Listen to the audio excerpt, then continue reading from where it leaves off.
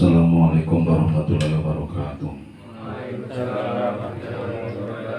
Ila hadrotin ma'rifatul kitab bismillahil fatihah. A'udzu billahi minasyaitonir rajim. Bismillahirrahmanirrahim. Alhamdulillahi rabbil alamin. Arrahmanir rahim. Maliki yaumiddin. Iyyaka na'budu wa iyyaka nasta'in. Ihdinas siratal mustaqim. Shiratal ladzina an'amta 'alaihim ghairil maghdubi 'alaihim waladdallin. Assalamualaikum Bismillahirrahmanirrahim. Ana sing tinggalan. Sing endi? Bingung to kowe. Ketinggalan kok kabeh. Baleni kali pertama sudah diulang berapa? Mesti diulang terus to kowe. Makalah yang ke berapa? 5. Makalah yang ke-14. Wal makolatu arrobi ngata ngasyarota kan badil hukamai ay atibaul kulubi wahum al-awliya. Makalah yang ke-14 dari sebagian orang-orang yang makrifat terhadap Allah atau orang-orang yang bisa mengobati hati dari penyakit-penyakit hati seperti apa?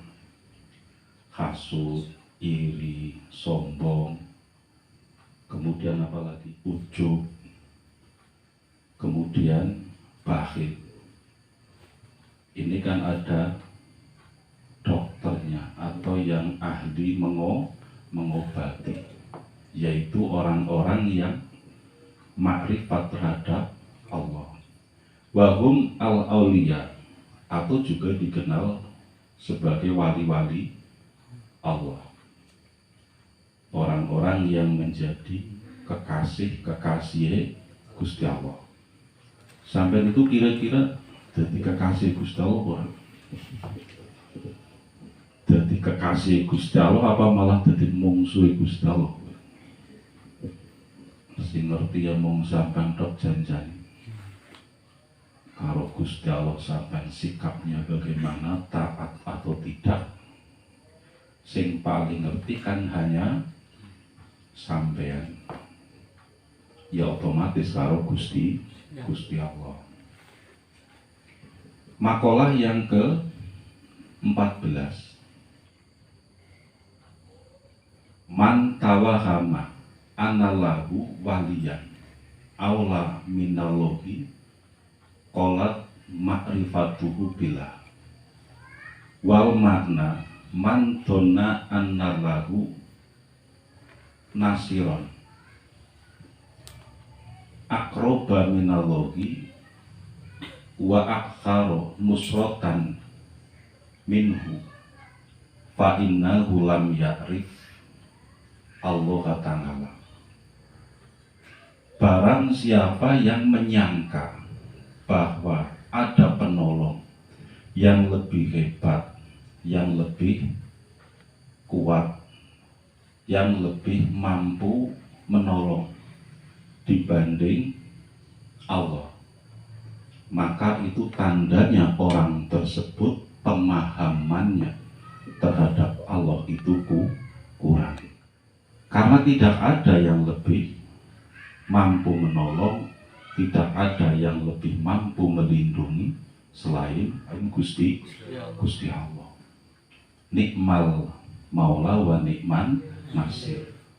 Ayatnya kan seperti itu, bahwa Allah itu sebaik-baik pelindung dan sebaik-baik penolong. Jadi sampai jangan sampai ketika menghadapi satu masalah, ketika sedang terkena masalah atau problem, itu sampai berkeyakinan dan berharap kepada makhluk bahwa lebih mampu menolong, lebih mampu memberikan harapan. Yang namanya manusia itu kan tidak lepas dari masalah dan problem. Jangan sampai sampean itu berkeyakinan dan berharap selain kepada Allah. Selain Allah itu hanya sebagai perantara. Ketika sampean itu sampai berkeyakinan, sampai berharap atau memiliki harapan atau keyakinan bahwa selain Allah itu lebih mampu menolong, lebih mampu menyelesaikan masalah sampean, maka sampean terjebak dalam syirik khafi, syirik yang sama. Contohnya begini, ketika sampean itu terkena sakit kepala, terkena puyeng, sirai sakit, kemudian sampean minum bodrek atau paramek kemudian sembuh. Nah, ketika sampean berkeyakinan bahwa yang menyembuhkan itu adalah paramek atau bodrek, yang menolong sampean dari sakit kepala itu bodrek ataupun paramek, maka sampean terjebak dalam syirik khafi. Nah, terus bagaimana? Keyakinan karo harapan sampean itu tetap terhadap Gusti Allah. Adapun obat baik itu paramek atau bodrek itu hanya sebagai perantara yang tidak bisa memberikan manfaat apapun, yang tidak bisa menyembuhkan tanpa seizin Gusti Allah. Paham ya? Jadi nopo keyakinan kita, harapan kita semata-mata hanya kepada Allah. Jadi apa tadi? Manhama. Kok manhama? Man tawahama annalahu waliyan aula minalohi qolat makrifatuhu billah. Jadi barang siapa yang punya anggapan atau menyangka ia memiliki penolong yang lebih mampu menolong, yang lebih hebat dibanding Allah, maka ia pemahamannya terhadap Allah itu kurang, atau kurang memahami terhadap Gusti Allah, dalam arti kurang memahami sifat-sifat Gusti Allah. Orang memahami sifat kuasane Gusti Allah yang tidak ada batasnya, tidak memahami sifat keagungannya Gusti Allah, tidak memahami sifat maha menolongnya Allah yang ketika Allah berkehendak untuk menolong, maka tidak ada satupun yang bisa mencegah. Dan memang satu-satunya yang bisa menolong kan hanya Gusti Allah. Selebihnya hanyalah perantara. Sehingga kita tidak terjebak dalam syirik khafi. Paham ya? Kemudian selanjutnya apa?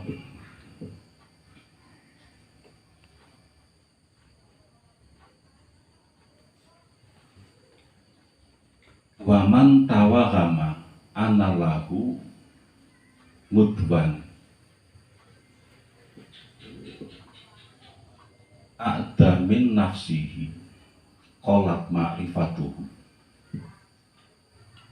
ay waman tona anallahu mudwan aqwa min nafsihi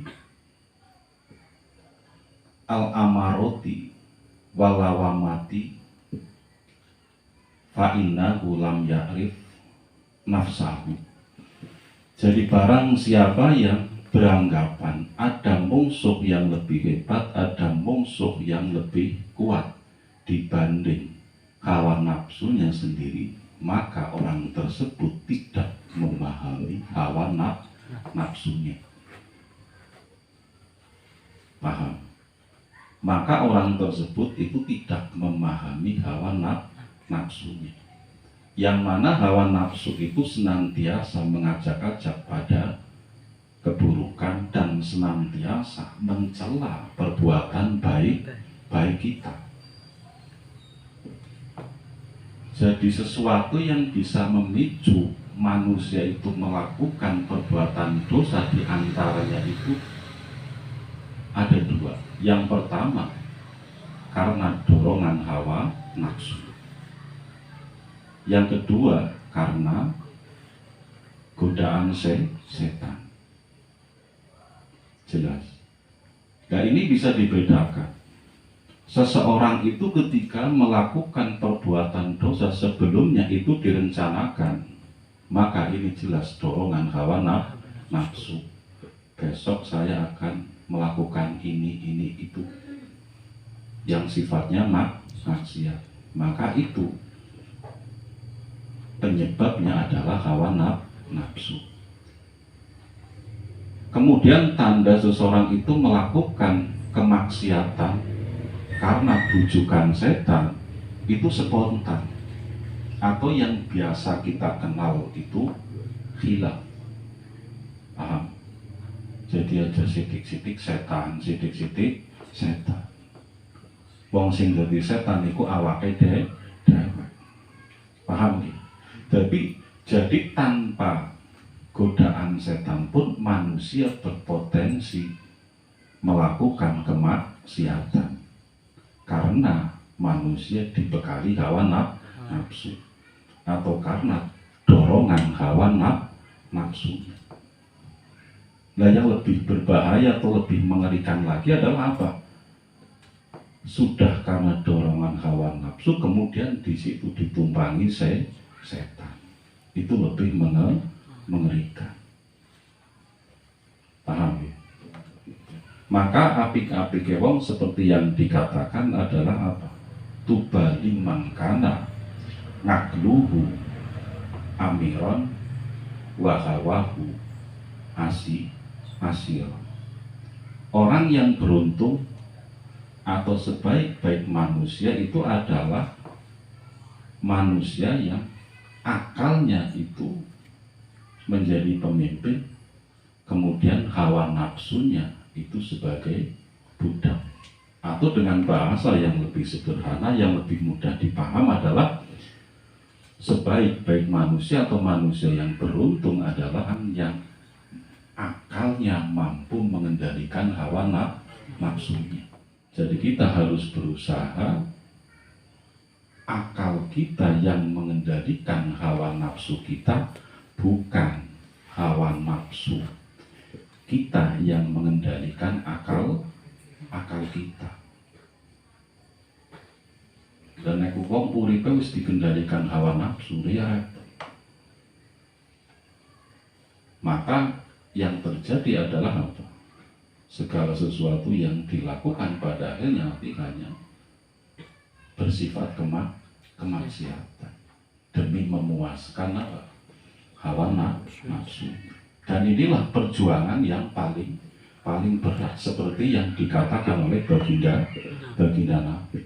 Jadi jihad yang terbesar, perang yang terbesar adalah perang memerangi hawa nafsu yang ada pada diri kita. Karena memerangi hawa nafsu itu setiap saat, setiap waktu. Sementara perang menghadapi musuh itu kan apa? Tidak setiap hari. Kalau sekarang malah sudah tidak ada perang antar agama. Seandainya pun ada itu jarang. Sementara seperti saya katakan tadi, yang namanya berjuang memerangi hawa nafsu itu setiap saat, setiap waktu.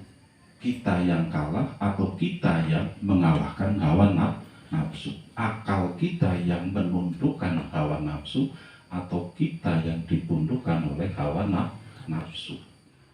Jadi sampai dari merenung selama ini sampai itu dikendalikan oleh hawa nafsu atau hawa nafsunya yang mengendalikan sampai sing ngerti kan bung sampean. Iya kan? Orang lain itu tidak tahu. Makanya seseorang itu mau berubah menjadi orang yang baik ke arah yang lebih baik, atau seorang itu bisa merubah perilakunya sendiri atau tidak, itu kan tergantung orang tersebut. Orang lain hanya mengingatkan, selebihnya terserah kita. Kalau kita mau berusaha, insya Allah kita akan mampu. Semakin hari semakin baik. Tapi ketika tidak, bisa justru semakin hari semakin buruk atau semakin tidak baik. Padahal dalam hadis yang lain baginda Nabi mengatakan bagaimana? Orang yang hari ini sama dengan hari kemarin, itu tandanya orang yang rugi karena tidak ada peningkatan. Sementara orang yang hari ini lebih buruk dibanding hari kemarin adalah orang yang celaka karena mengalami penurunan. Dan orang yang beruntung, orang yang selamat adalah orang yang hari ini lebih baik daripada hari kemarin karena ada peningkatan. Nah ini kita kan bisa mengukur diri kita dan yang tahu kita semakin hari semakin baik atau ajik mawon tanpa perubahan, atau justru semakin hari semakin buruk. Ketika semakin hari semakin buruk, ya wis tandane wong sing cilaka. Paham? Assalamualaikum warahmatullahi wabarakatuh. Waalaikumsalam warahmatullahi wabarakatuh. Maulaya sholli wa sallim daiman abada ala habibika khairil khalqi kullihim. Huwal habibul ladzi turja syafa'atuhu likulli hawlin minal ahwalil mu'taimi. Ya Rabbi bil Mustafa balligh maqasidana waghfir lana ma madaya wasi'al karami. Ya Rabbi bil Mustafa balligh maqasidana waghfir lana ma madaya wasi'al karami. Ya Rabbi bil Mustafa balligh maqasidana waghfir lana ma madaya wasi'al karami. Al-Fatihah. A'udzubillahi minasyaitonir rajim. Bismillahirrahmanirrahim. Alhamdulillahirabbil alamin arrahmanir rahim maliki yaumiddin. Iyyaka na'budu wa iyyaka nasta'in ihdinas siratal mustaqim siratal ladzina an'amta 'alaihim ghairil maghdubi 'alaihim waladdallin. Wassalamualaikum warahmatullahi wabarakatuh. Waalaikumsalam warahmatullahi wabarakatuh.